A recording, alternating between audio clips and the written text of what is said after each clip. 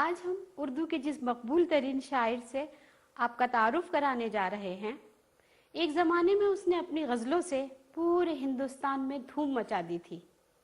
اس کے سادہ لیکن پر اثر اشعار ملک کے کونے کونے میں عوام کی زبان پر تھے۔ مجلس طرب میں نامی گرامی طوائفیں اس کی غزلیں گایا کرتی تھیں اور محفلوں میں بڑے بڑے قوال اس کا کلام سنایا کرتے تھے، جسے سن کر لوگوں کے دلوں کی دھڑکنیں بڑھ جاتی تھیں۔ اردو کے کسی بھی شاعر کو اس کی اپنی زندگی میں اتنی زبردست شہرت و مقبولیت حاصل نہیں ہوئی تھی۔ جی ہاں، اس شاعر کا نام ہے نواب مرزا خاں داغ دہلوی، جنہیں استاد داغ کے نام سے بھی یاد کیا جاتا ہے۔ کوئی نام و نشاں پوچھے تو اے قاصد بتا دینا، کوئی نام و نشاں پوچھے تو اے قاصد بتا دینا، تخلص داغ ہے اور عاشقوں کے دل میں رہتے ہیں۔ نواب مرزا خاں داغ 25 مئی 1831 کو دلی میں پیدا ہوئے۔ وہ چاندنی چوک کے جس کوچے میں پیدا ہوئے تھے، آج بھی وہ کوچہ استاد داغ کے نام سے یاد کیا جاتا ہے۔ داغ کے والد نواب شمس الدین خاں ریاست فیروز پور جھرکا کے والی تھے۔ ایک انگریز افسر ولیم فریزر کے قتل کے الزام میں ان کو پھانسی کی سزا دی گئی۔ داغ کی والدہ وزیر بیگم نے اپنے شوہر کے انتقال کے بعد بہادر شاہ ظفر کے بیٹے نواب محمد سلطان یعنی مرزا فخرو کے ساتھ نکاح کر لیا اور لال قلعے میں آ گئیں۔ اس وقت نواب مرزا بھی ان کے ساتھ لال قلعے میں شاہی خاندان کے ساتھ رہنے لگے اور شاہی خاندان کے ایک فرد کی حیثیت سے ان کی اعلیٰ تعلیم و تربیت ہوئی۔ مرزا داغ کو بچپن سے ہی شاعری کا بہت شوق تھا۔ وہ کہتے ہیں، میں نے جب شاعری کا آغاز کیا اور میرے والد محترم جو بہادر شاہ ظفر کے ولی عہد کا درجہ رکھتے تھے ان کو پتا چلا تو وہ بہت خوش ہوئے۔ شروع میں میرے کلام کی اصلاح انہوں نے خود کی اور جب میں کسی قابل ہوا تو انہوں نے مجھے باقاعدہ طور پر استاد ذوق کی سپرد کیا۔ مجھے یاد پڑتا ہے کہ میری طرف سے انہوں نے استاد ذوق کو 1-2 شالہ اور کچھ اشرفیاں پیش کیں۔ اس کے بعد میں استاد ذوق کی خدمت میں روزانہ حاضر ہوتا تھا۔ استاد ذوق میری غزلوں کی اصلاح کرتے تھے اور یہ سلسلہ 1853 تک چلتا رہا، یعنی کہ استاد ذوق کی وفات تک۔ دلی کے لال قلعے میں شاہی خاندان میں داغ کی زندگی بہت عیش و عشرت اور خوشحالی کے ساتھ گزر رہی تھی کہ ایک دن اچانک مرزا فخرو کا انتقال ہو گیا اور داغ کے والدہ کو بیوگی کا ستم دوبارہ سہنا پڑا۔ وہ پریشان ہو کر لال قلعہ چھوڑ کر چاندنی چوک کے پرانے مکان میں منتقل ہو گئیں۔ 1857 کے عظیم سانحے نے رہی سہی کسر بھی پوری کر دی اور انگریزوں نے ہندوستانیوں پر ظلم ستم کا لامتناہی سلسلہ شروع کر دیا۔ دلی اور دلی والے تباہ ہو گئے۔ داغ نے اس سانحہ پر ایک شعر آشوب لکھا ہے۔ میں ہر دوسرے تیسرے روز مرزا غالب کی خدمت میں حاضر ہوتا تھا۔ مختلف موضوعات پر گفتگو ہوتی تھی، کبھی کبھی شطرنج کی بازی بھی ہوتی تھی، اور جب میں ہار جاتا تھا تو مرزا صاحب جرمانے کے طور پہ مجھ سے غزل سنانے کو کہتے تھے اور میں ان کے حکم کی تعمیل کرتا تھا۔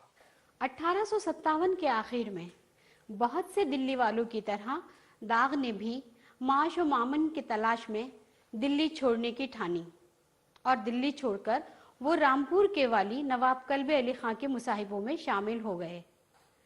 چند برس رامپور میں رہے، پھر وہاں سے حیدرآباد چلے گئے۔ حیدرآباد میں ان کی اور ان کے کلام کی بے حد قدر افزائی ہوئی۔ دراصل فراغت کے دن داغ نے یہی گزارے۔ 1835-34 سے لے کے اور 1905 تک ان کی زندگی حیات کا پیریڈ یہ ہے۔ اس درمیان میں اردو غزل بھی اپنا بدل رہی تھی، سلیقہ اور طریقہ، اور نظمیں بھی آ گئی تھیں۔ داغ کی زبان اور ان کی فکر دونوں کو ملا کے دیکھنا پڑے گا۔ ان کی فکر ان کے چاروں طرف جو کچھ زندگی تھی اس سے آئی تھی، زبان ان کی جو قلعہ معلیٰ کی زبان تھی اس سے انہوں نے لی تھی۔ تو اس طرح سے داغ کا یہ مزاج بنا زبان کے معنی میں، اور ان کی غزلیں ایک سے ایک ہیں، آپ سبھی جانتے ہیں۔ وہ خاص طریقے سے عشق و محبت کی باتیں جو علانیہ یا بہت سی باتیں لطف لینے کے لیے کہی جاتی تھی، وہ ان کی مخصوص ان کا مزاج ہے اس کا۔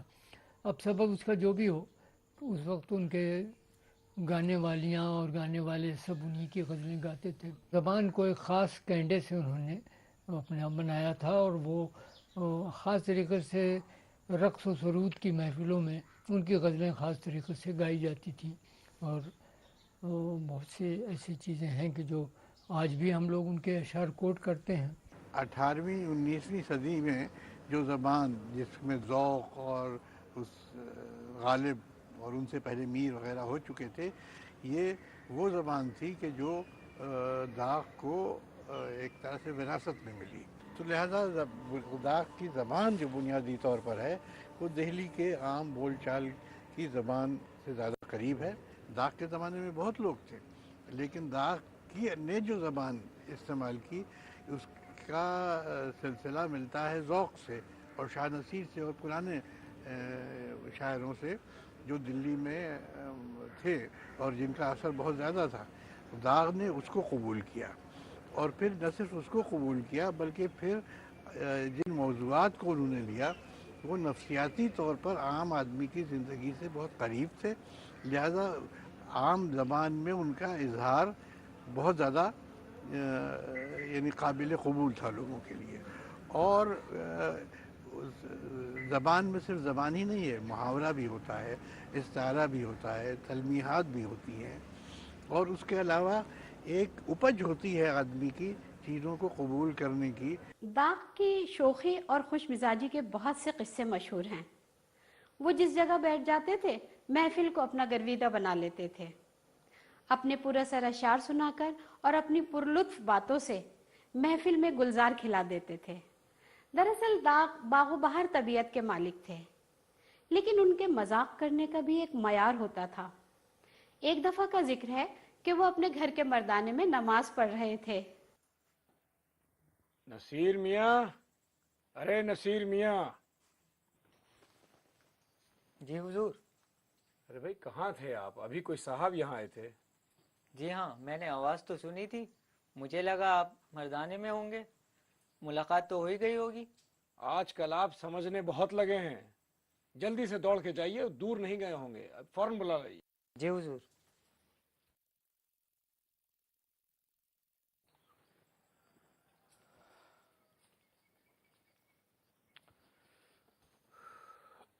سلام عرض کرتا ہوں حضرت کو۔ آئیے آئیے مرزا صاحب، آئیے۔ کیسے آنا ہوا؟ آپ سے ملنے کا جی چاہا تو چلا آیا، یہاں آ کے دیکھا آپ نماز پڑھ رہے تھے تو میں… ارے بھائی، مجھے نماز پڑھتے دیکھ کر آپ بھاگ کیوں گئے؟ میں نماز ہی تو پڑھ رہا تھا، لاہور تو نہیں۔ داغ کی زندگی میں ہی ان کی غزلوں کو بہت شہرت حاصل ہوئی۔ ان کے کلام کی مقبولیت کے بارے میں پروفیسر انیس اشفاق فرماتے ہیں، ان کی شاعری کی خوبی کے بارے میں کہا جاتا ہے کہ صاحب ان میں بڑی برجستگی ہے اور بڑی بے ساختگی ہے اور بڑی بے باکی ہے، لیکن آپ دیکھیں کہ غالب کے جو مختلف رنگ ہیں اس میں ایک رنگ بے ساختگی اور بے باکی اور برجستگی کا بھی ہے۔ تو داغ نے سیدھے سیدھے یہ برجستگی اور یہ بے ساختی اور یہ بے باکی جو ہے یہ مستعار لی غالب سے۔ تو غنچۂ ناشگفتہ کو دور سے مت دکھا کے یوں، بوسے کو پوچھتا ہوں میں منہ سے مجھے بتا کے یوں۔ یا یہی بے ساختگی آپ دیکھیں میر کے یہاں موجود ہے، کہا میں نے کتنا ہے گل کا ثبات، اور کتنا بے ساختہ مصرع ہے دوسرا، کلی نے سن کر تبسم کیا۔ یہ بے ساختگی اور یہ برجستگی ہماری شاعری میں بیچ میں کہیں کم ہو گئی تھی، غائب نہیں ہوئی، کیونکہ دو مثالیں میں نے آپ کے سامنے پیش کی، کم ہو گئی تھی۔ اس بے ساختہ پن کو، اس فوری پن کو اور اس برجستگی کو اگر کسی شاعری میں ہم غالب عنصر کے طور پر دیکھتے ہیں تو وہ داغ کی شاعری. اس لیے اس زمانے کا سامع جو ہے وہ اس شاعری کی طرف فوری طور سے راغب ہوا اور یہی ان کی مقبولیت کا سبب بنا. اسی سلسلے میں داغ کے بہت سے قصے مشہور ہیں. ایک دفعہ کا ذکر ہے کہ امیر اور داغ گھر میں بیٹھے ہوئے گفتگو کر رہے تھے. اتنے خاموش کیوں ہو دوست؟ نواب مرزا، میں کئی دن سے ایک بات اپنے دل میں لیے بیٹھا ہوں. چاہتا ہوں کہ کہوں، لیکن ہمیشہ ایک جھجک آڑے آ جاتی ہے. اچھا کہو، کیا بات ہے، پوچھو. بھائی بات یہ ہے کہ آپ اور ہم قریبی دوست ہیں، دونوں شاعر ہیں، بارہا ایک سی زمینوں میں غزلیں کہتے ہیں. اس میں تو کوئی شک نہیں ہے. ایک سی زبان میں لکھتے ہیں، ایک سی زمین ہوتی ہے، ایک سے قافیے استعمال کرتے ہیں، ایک سے مضامین باندھتے ہیں اور ردیفے بھی ایک سے رکھتے ہیں. لیکن خاموش کیوں ہو گئے؟ آگے کہیے. لیکن یہ کیا بات ہے کہ تمہاری غزلوں میں جو لطف اور چٹخارا ملتا ہے وہ میری غزلوں میں نہیں. دوستم، یہ بتائیے کہ کیا آپ نے کبھی کسی طوائف سے عشق کیا ہے؟ اس کے ناز و نخرے اور ظلم و ستم برداشت کیے ہیں؟ کبھی کسی طوائف کی جدائی میں بے قرار ہوئے ہو اور تڑپے ہو؟ لا حول ولا قوت، کیسی باتیں کرتے ہیں آپ بھی. خدا بچائے ان طوائفوں کے چکر سے. بھائی میں تو ہمیشہ اپنی بیوی کا عاشق رہا ہوں. بس یہی فرق ہے مجھ میں اور آپ میں حضرت امیر مینائی. تو پھر بھلا ایک بیوی کے عاشق جو گھر میں بیٹھ کے غزل کرے گا، اس کی غزلوں میں یہ چٹخارے اور لطف کہاں ملے گا جو ایک طوائف کے عاشق کی غزلوں میں ملے گا؟ داغ کے بارے میں جب بھی میں سوچتا ہوں تو مجھے خیال آتا ہے کہ اگر داغ نہ ہوتے تو ہمارے ادب میں فلسفہ ہوتا، طنز و مزاح ہوتا، ہمارے یہاں بڑی شاعری ہوتی، لیکن شاید وہ عشقیہ شاعری جو داغ نے کی وہ نہ ہوتی. داغ ظاہر شاعر اعظم نہیں ہے، غالب اور میر نہیں ہے، لیکن ناقابل نظر انداز شاعر ہے، ان کو آپ نظر انداز نہیں کر سکتے. اور اگر غزل کے طالب علم ہیں آپ، تو داغ جیسا دوسرا کوئی شاعر میری نظر میں نہیں ہے. جو آپ غزل، جب آپ کو اپنی کسی روحانی مسرت کے لیے آپ غزل پڑھتے ہیں تو آپ کو داغ کی غزل سنائی دیتی ہے، داغ کی غزل آپ کو مدد کرتی ہے.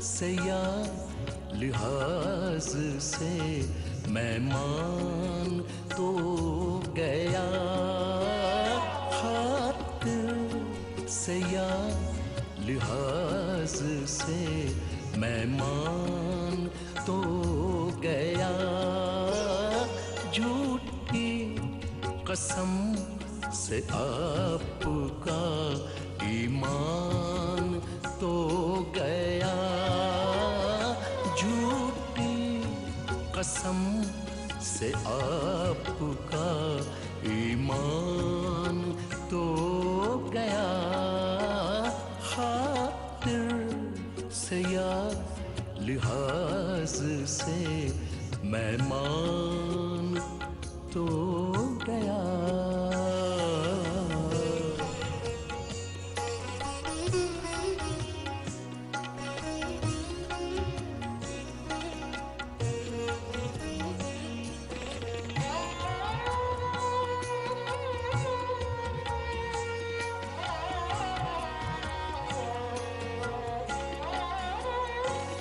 ڈرتا ہوں دیکھ کر دل بے آرزو ہوں میں،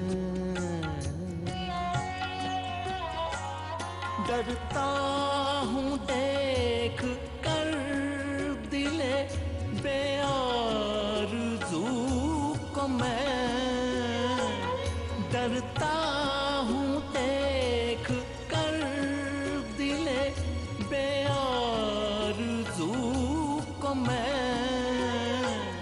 सुनसान घर ये क्यों ना हो, मेहमान तो गया। सुनसान घर ये क्यों ना हो, मेहमान तो गया। खातिर से या लिहाज से मेहमान तो गया।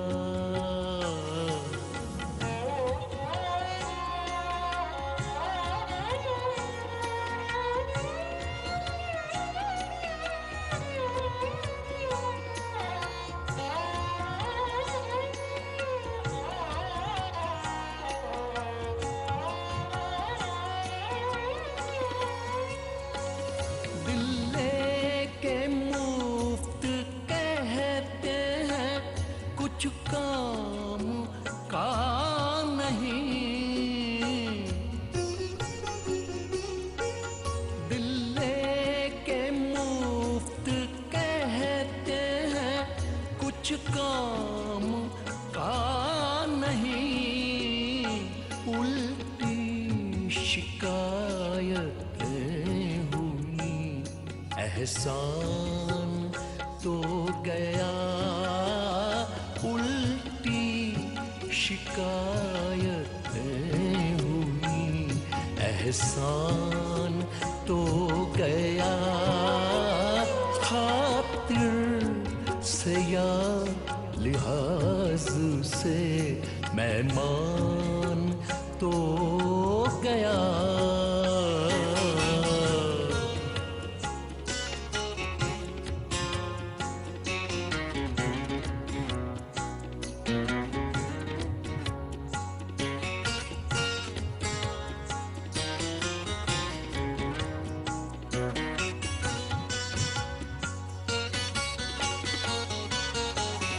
देखा है बुत कदे में जो है शेख कुछ न पूछ। देखा है बुत कदे में जो है शेख कुछ न पूछ। देखा है बुत कदे में जो ऐ शेख कुछ न पूछ। ईमान की तो ये है कि ईमान तो गया। ईमान की तो ये है कि ईमान तो गया। खातिर से या लिहाज से मेहमान तो गया।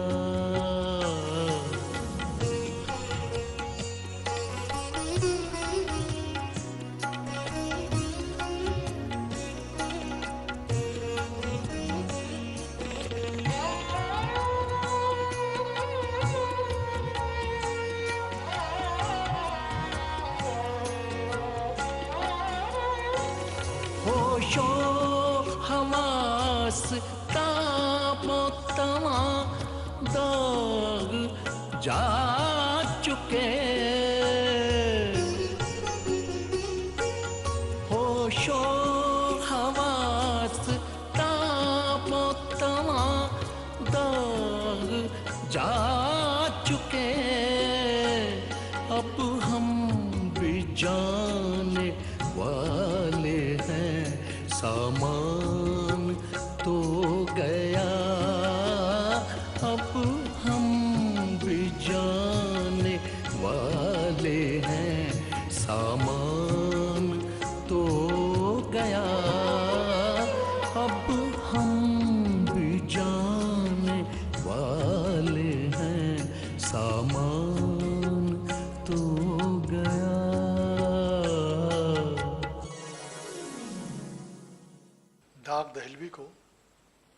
अपनी ज़िंदगी में ही जितनी शोहरत और मकबूलियत हासिल हुई उतनी उनसे पहले किसी और शायर को हिस्से में नहीं आई थी। दाग दहलवी की शायरी की हिंदुस्तान भर में धूम थी। एक कोने से दूसरे कोने तक उनके मद्दाह मौजूद थे। तवाइफें उनकी गज़लें गाया करती थीं और इस तरह से उनकी शोहरत चारों तरफ हो रही थी। इस सिलसिले में ये भी कहा जाता है कि तवाइफें उस ज़माने में पब्लिसिटी का एक बहुत बड़ा ज़रिया बनती थीं। तो दाग ने जो मुआशिकी किए, तवाइफों के साथ जो उनके रवाबित रहे, उन्हें वो खतूत भी लिखते रहे, बिलखुसूस मुन्नी बाई हिजाब से तो एक तवील अरसे तक उनके ताल्लुक़ रहे। ये सब पब्लिसिटी का ज़रिया बने। लेकिन ये भी हकीकत है कि अगर उनकी गज़लें बहुत बेहतर नहीं होती, अगर उनकी गज़लों में इतनी ताकत नहीं होती, तो वो हरगिज़ उतनी मकबूल नहीं हो सकती थी। बुनियादी चीज़ उनकी शायरी की खसूसियात और उनकी गज़ल का बोलता हुआ अंदाज है जिसने दाग को दाग बनाया। सन 1905 में दाग पर फालिज का शदीद हमला हुआ और इसी आरज़े में वो इंतकाल फरमा गए। हैदराबाद की दरगाह यूसुफीन में उन्हें दफन किया गया, जहां उनका मज़ार आज भी मौजूद है। अल्लामा इकबाल अवाइल उम्र में दाग के शागिर्द हुए थे। जब दाग का इंतकाल हुआ, उस वक्त तक इकबाल की शायरी उरूज पर पहुंच चुकी थी और वो एक बड़े शायर के तौर पर पूरे मुल्क में अपनी वाज़ेह शनाख्त बना चुके थे। जब इकबाल को अपने उस्ताद मोहतरम की मौत की इत्तला मिली तो उन्हें गहरा सदमा हुआ और इस सदमे का इजहार उन्होंने अपनी एक तख्लीक मर्सिया दाग में किया है, जो उनके कुल्लियात में मौजूद है। इकबाल लिखते हैं, लिखी जाएंगी किताबें दिल की तफसीरें बहुत, होंगी ए ख्वाब जवानी तेरी ताबीरें बहुत, हू बहू खींचेगा लेकिन इश्क की तस्वीर कौन, मर गया नावक्फगन मारेगा दिल पर तीर कौन, अश्क के दाने ज़मीने शेर में बोता हूँ मैं, तू भी रोए खाक दहली दाग को रोता हूँ मैं।